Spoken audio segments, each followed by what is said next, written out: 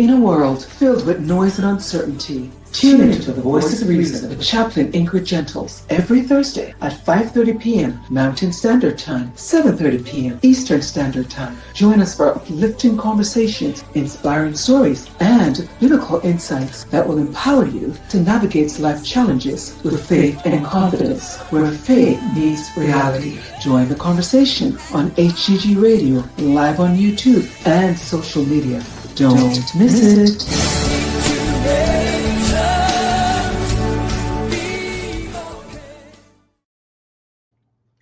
Good morning, good afternoon, good evening, wherever you are in the world. You are tuned into the Voice of Reason on HGG Radio Station, Higher Ground Gospel Station. My name is Chaplain Ingrid Gentles, and I am your host for today.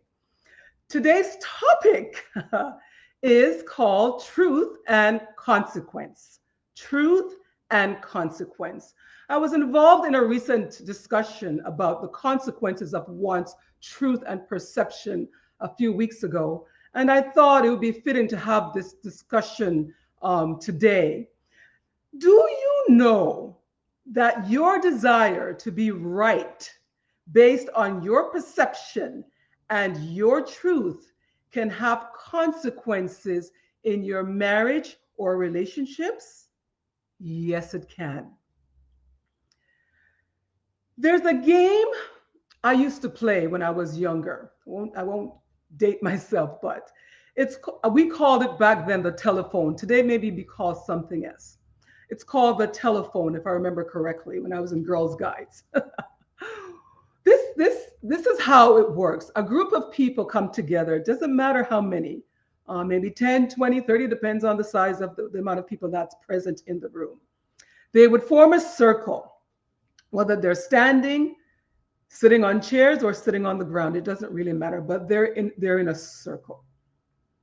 And how this game works is the first person who is identified to start will turn to the person to their right and whisper something in their ears, a sentence or something. They're telling them a short story or something. When that's done, the other person now has to turn to the person on their right and do the same thing. And you go on and on and on and on and on and on until the circle is completed. What I find interesting with this game is that by this time the message, once the circle is completed and the last person is now required to stand up and say out loud what they heard, by that time the message is completely distorted and twisted. And in some cases, it sounds absolutely nothing like what the first person said. That was a game we used to play in Girls Guide. And just even from a child, we can learn that, even what we speak and what we're passing on, when we're passing on information, somewhere along the line, there is a loss between when you're passing things on. There's a loss of information that occurs. It gets watered down each time it goes further and further and further. And so I just thought it would be fitting to bring this game into the conversation, because we're going to go now to the gospel. For those of you who are familiar with the gospel written by Matthew, Mark, Luke, and John, you will notice that there appears to be discrepancies about the same story or event being told or retold. There are variances in their stories, right? When they're retelling the same story or event that, Matthew witnessed or John witnessed, right? There's variances in when they're retelling the story. For example, the miracle of the feeding of the 5,000 is recounted in all the four gospels. And let me just give you a brief synopsis of what that looks like. In the feeding of the 5,000, Jesus was moved with compassion for the large crowd and instructed his disciples to feed them. right? Jesus was moved, and the disciples found 5 loaves of bread, 2 fish, and initially they thought, this can't feed a multitude of people, which makes sense. There's not enough food to feed the amount of people that's present. But Jesus miraculously multiplied the food, feeding 5,000 men, women, children, and having 12 baskets of food remaining. Isn't that a wonderful miracle? Let's discuss the different recount of the same story. Matthew's recount, Matthew 14:13-21. This is Matthew's recount. Listen very carefully. The disciples came to Jesus and said, "This is a remote place and it's getting dark. Send the crowd away so they can go to the village and buy themselves some food to eat."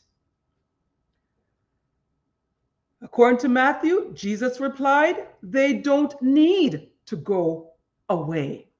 You give them something to eat."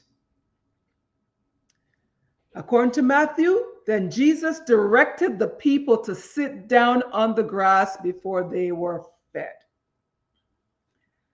Taking 5 loaves of bread and 2 fish, and looking up to the heaven, he gave thanks and broke the loaves. Then he gave them to the disciples, and the disciples gave the food to the people. That is Matthew's recount of what took place. Interesting, right? Let's look at John's recount.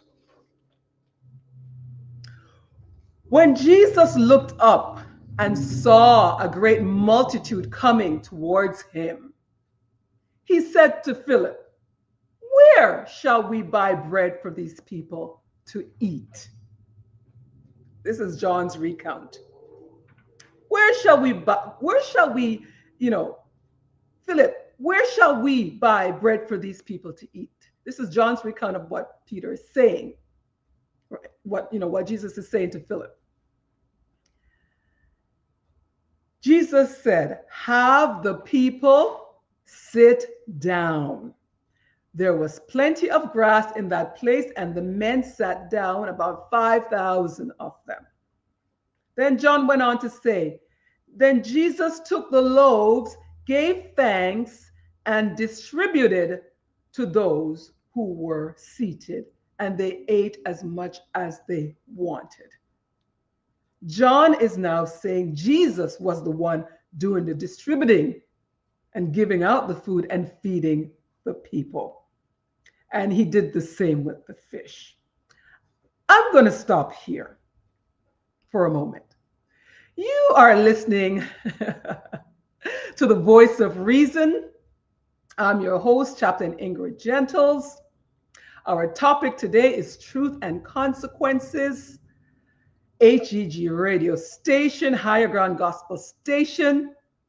If you like the topic and the conversation that's being had here, please click on the like button below, or better yet, why not subscribe to the HGG radio station family? We would absolutely love to have you.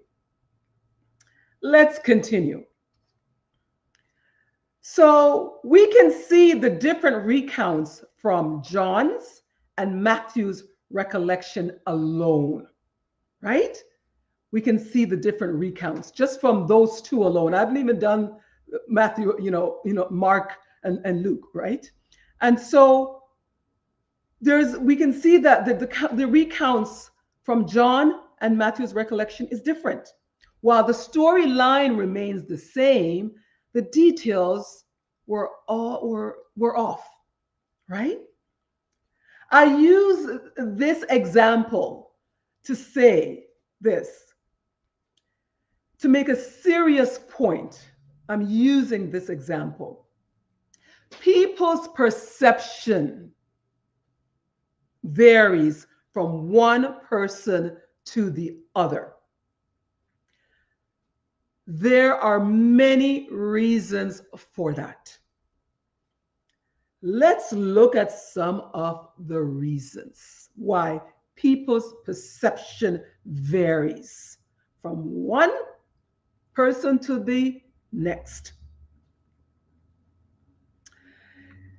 Differences in people's personal experiences. Yes, your experiences can affect your perception of a matter,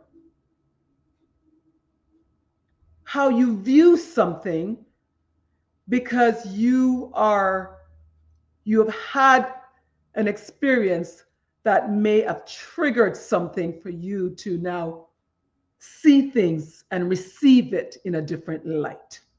Am I making sense here? I hope I am. Keep with me. Let's go. Let's continue. The other reasons: cultural backgrounds, how you were raised, your background. Different cultures have different things in place, right? Your individual perspective, our individual perspective on things, our upbringing. That's another. Social environments that we are around, that we are in, our education,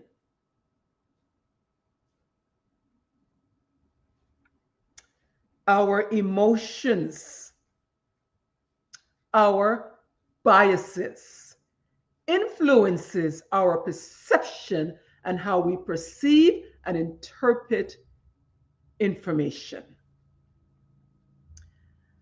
Our perception and view on a matter is our truth. Keep that in mind, right? Notice I didn't say it is the truth. It's your truth. So let me use one of these examples, for example, biases. I'm not sure if this was a good example, but I'm going to use it anyway. If your husband has friends that you particularly don't care for or don't like for whatever reasons, whether their background, their culture, whatever the reasons, and as believers, that shouldn't happen, but guess what? It does, right? Let's just be honest here, right?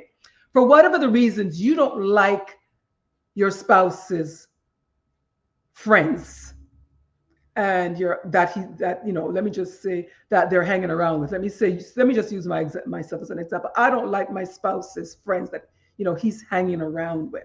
And so if my spouse says to me, oh, you know what, the boys and I are going out and we're going to hang out for a while,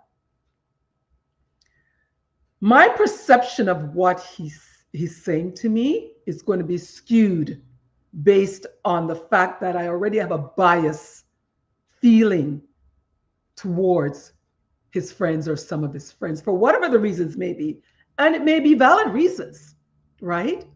But my perception and response to my husband, if he says, by the way, the boys and I are going out, or we're going to have a weekend trip, or we're going out for the evening, it's a boys' night out, my response based on my bias towards those individuals may not be right, and most likely will not be right, right?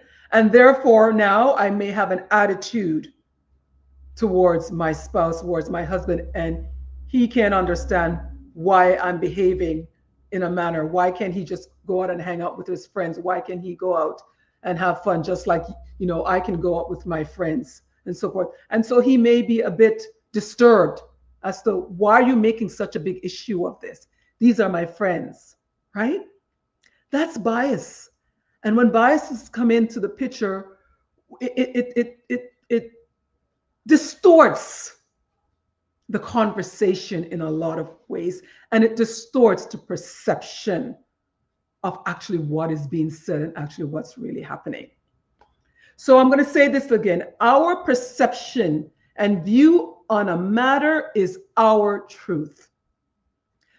Once again, I did not say it is the truth. Therefore, when we are interacting with each other, particularly in a marriage, also in other relationships, but I'm just focusing on a marriage right now.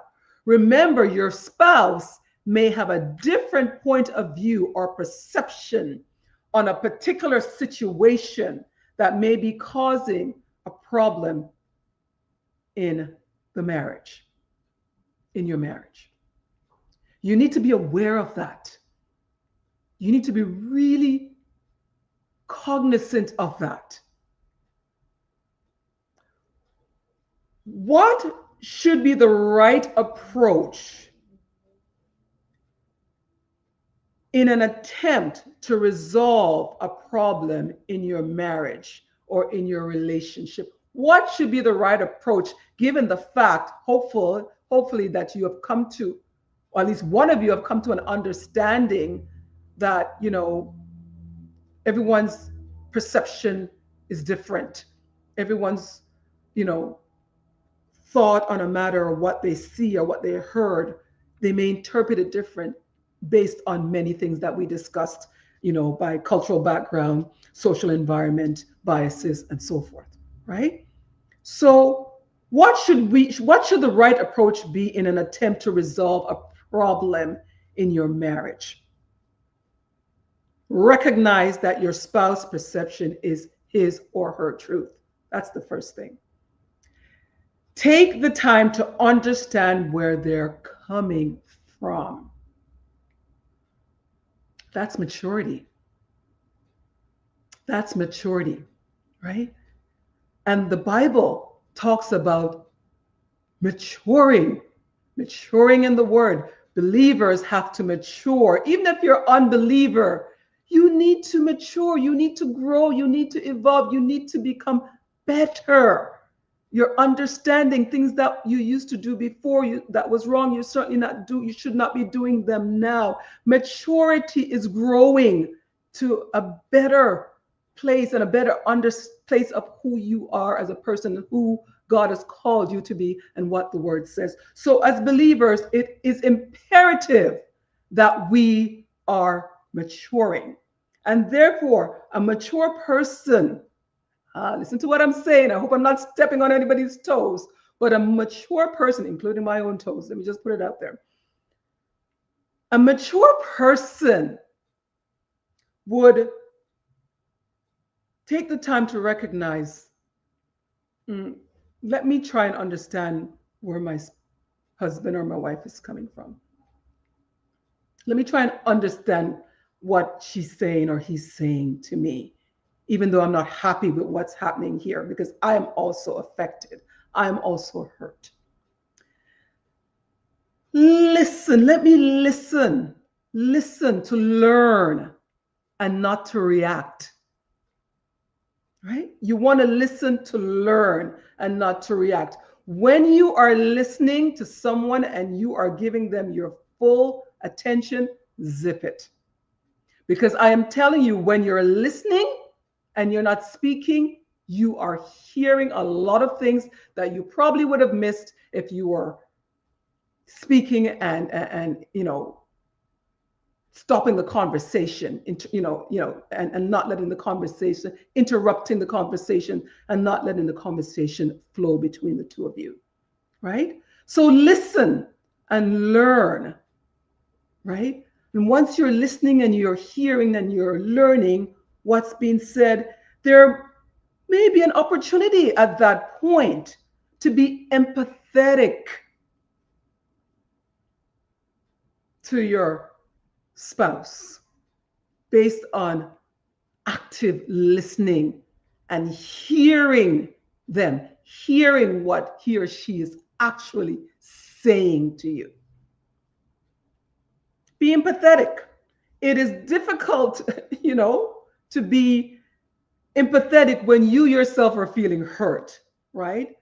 And now you have to humble yourself for the sake of the union, for the sake of the marriage. That requires self-control, right?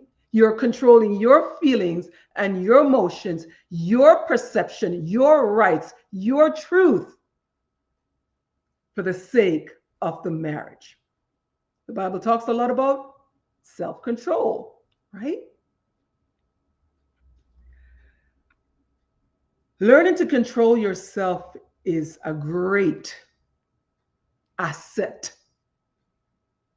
to you as a person, to you in all your relationships that you encounter, whether it's your marriage, whether it's at work, whether it's outside, whether it's, friends, whatever the situation is.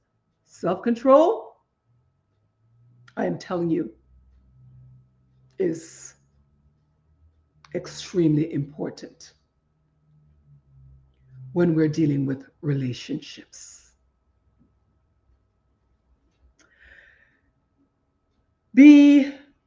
Give them grace. Be quick to forgive as fast as you can. Forgive.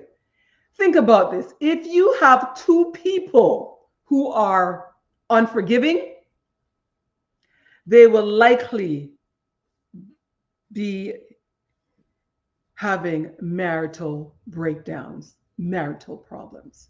Someone has to be mature enough to say, all right, I'm going to listen and try to understand where he or she is coming from, where my spouse is coming from. Someone has to be able to do that. Because if you can't do that, you cannot move on from the problem that you're facing, right? And so the Bible talks a lot about forgiveness, and it talks a lot about grace, because God gives us that daily, constantly, not just daily, every second of the day, right? We're being given grace and forgiveness. And therefore, we are required to give grace and forgiveness to, in this case, our spouse and anyone in our relationship. I want to say something here to you. While it may feel great to be right, because let's face it, everyone wants to be right. You know what that's called? Pride. Pride. You want to be right, especially for those who always want to be right. That's a whole nother situation there. But you want to be right, right? There, you get a feeling of satisfaction. The flesh, not the spirit, not the spirit, man. The flesh gets a satisfaction of feeling I was right. And he has to see that, or she has to come to that place of seeing that I was right.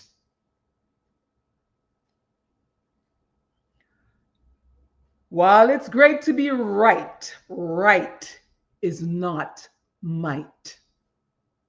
Humility is might. Remember that. Right is not might. Humility is might. Let prayer be an integral part of your marriage or your relationships. Pray about it. Pray over the situation, because a lot of times when we go into prayer, we get the answers that we need.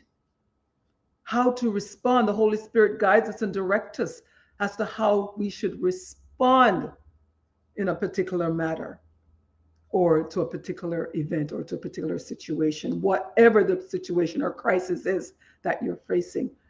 Prayer is a great place also, point of reference to go to. Remember, you are a team, ladies and gentlemen, married couples, those who are engaged, getting ready to be married. We have to work as a team, right? Because a team should have a common goal. together, a common goal. You can't have a common anything. You cannot be unified when I am right and you're right. The other person is right. What's going to happen? I'm right, you're right. What's going to happen? You know, when I started this conversation and I was thinking about it, I had so many flashbacks of things, and even still now, of things that I could have handled differently had I had the insight, the maturity, and the wisdom to do that. God has given us His Word, the Bible, His Word, right? Also, we have the Holy Spirit to guide us and to direct us and to instruct us. His Word also instructs us, guides us, and directs us. He has given us that for a reason. Because in His Word, there is wisdom, knowledge, understanding, right? We are being counseled by His Word through His Holy Spirit.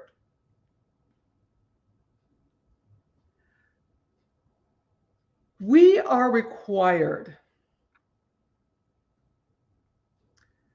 to grow. That's what God requires of His children. We have to grow.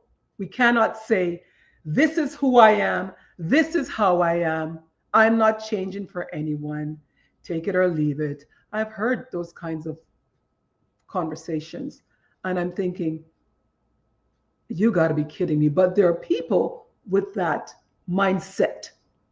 This is how I am. This is me.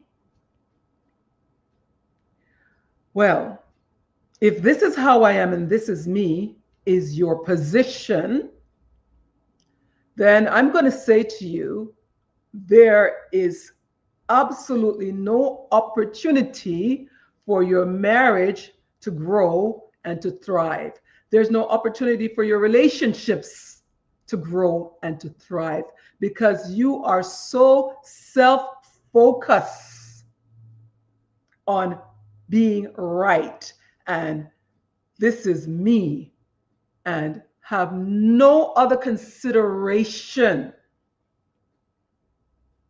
for your spouse, others around you. How is that? I'm going to take a page from Benito Grange. So how's that working for you?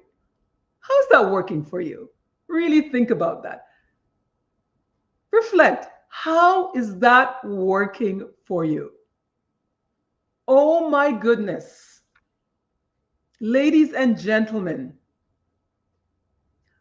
I really hope, I'm always hoping because hope is good to hope.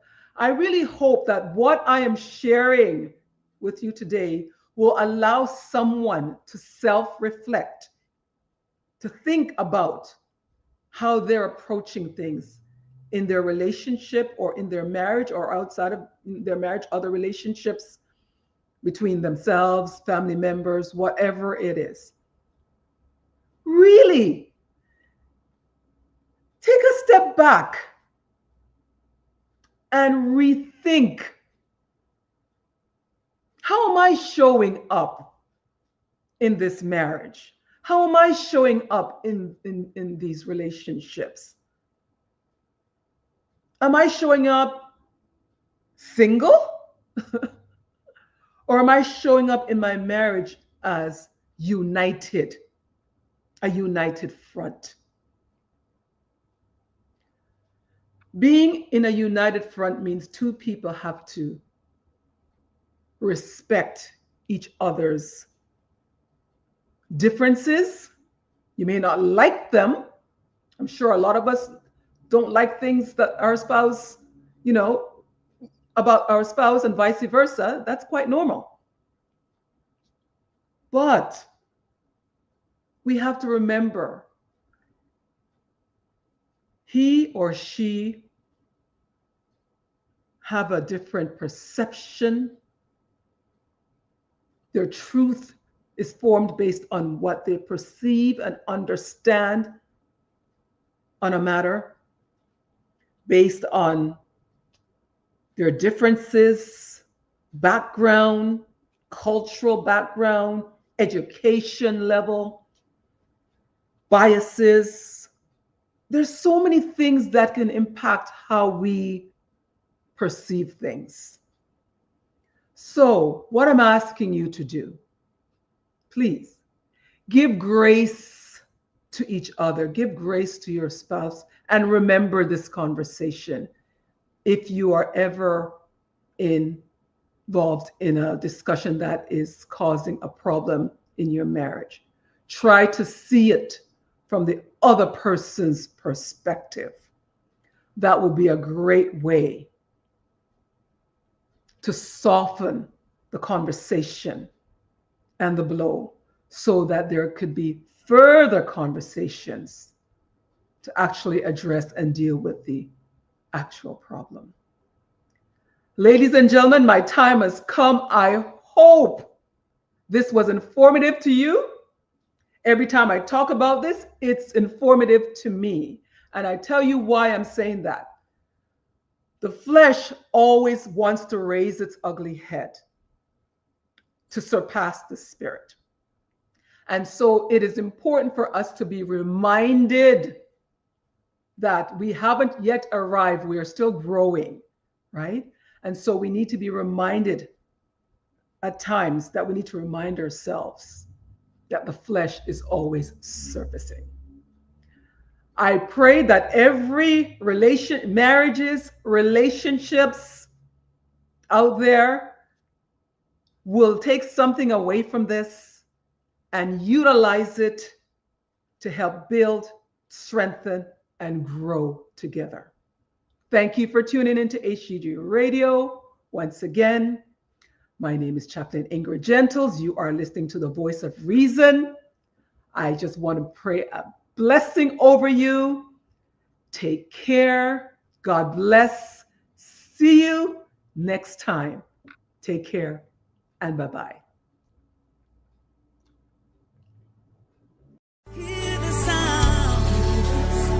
In a world filled with noise and uncertainty, tune into the Voice of Reason with Chaplain Ingrid Gentles every Thursday at 5:30 p.m. Mountain Standard Time, 7:30 p.m. Eastern Standard Time. Join us for uplifting conversations, inspiring stories, and biblical insights that will empower you to navigate life challenges with faith and confidence, where faith meets reality. Join the conversation.